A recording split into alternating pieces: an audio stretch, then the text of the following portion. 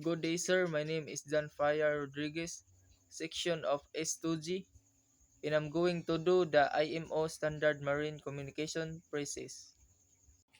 VTS Standard Process, acquiring and providing routine traffic data. What is the name of your vessel and call sign or identification? The name of my vessel is MSC Manzanillo. Call sign Charlie Quebec Mike Echo. Identification 92899960. Spell the name of your vessel.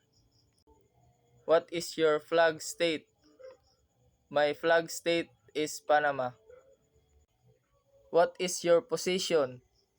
My position is 36 degrees 48 minutes north, 000 degrees 51 minute west. What is your present course and speed? My present course is 253 degrees. My speed 12.7 knots.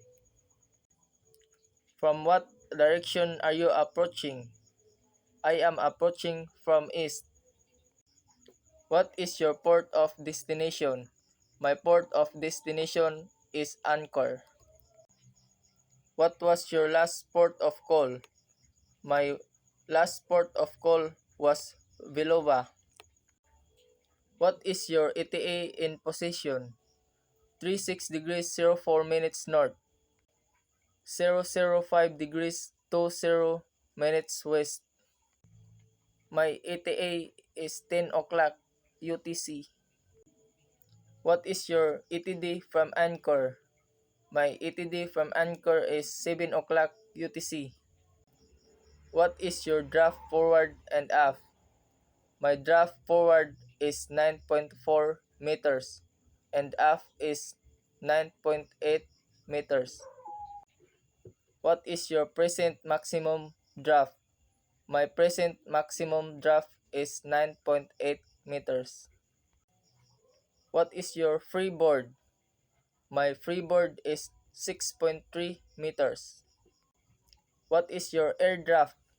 My air draft is 35.5 meters. Are you underway? Yes, I am underway. No, I am not underway. I am ready to get underway. What is your full speed or full maneuvering speed? My full speed or maneuvering speed is 70 knots. What is your cargo? My cargo is general cargo and containers. Do you carry any dangerous goods? Yes, I carry the following dangerous goods. 345 kilograms. IMO class 8 and 9. No, I do not carry any dangerous goods. Do you have any deficiencies and restriction?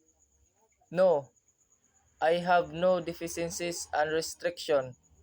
Yes, I have the following deficiencies and restriction.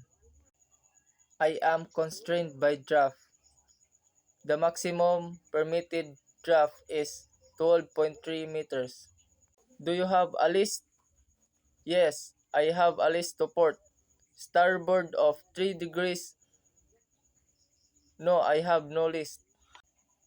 Are you on even keel? Yes, I'm on even keel.